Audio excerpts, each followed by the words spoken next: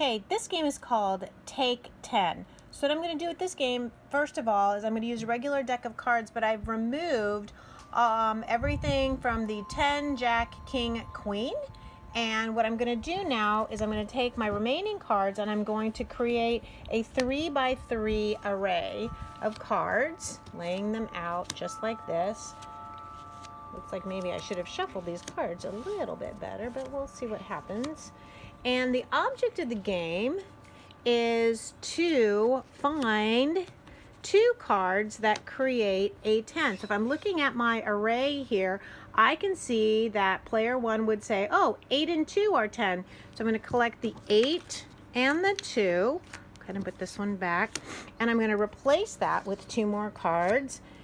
Right, so I got a 5 and a 3. Now it's player 2's turn. So player 2 is going to look over this and say, oh, well, I see another way to make 10. That's with this 3 here and this 7 right here. So player 2 is going to take that, select 2 more cards.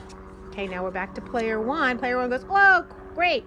8 and 2 make a 10. They're going to put that over, and we're going to continue play back. We are going to continue playing back and forth with each player taking their turn to find a way to make a 10. It's like here's 6 and 4. And as I said, we're going to continue until all the cards are used. This is great because remember the ace is a 1. We're going to continue playing until all the cards are used, and then we will get an opportunity to see who had the most cards. If for some reason there was no way to make a 10, you would remove all 9 cards, put them back in the deck, and lay out a whole new 9 cards. Okay, enjoy this game.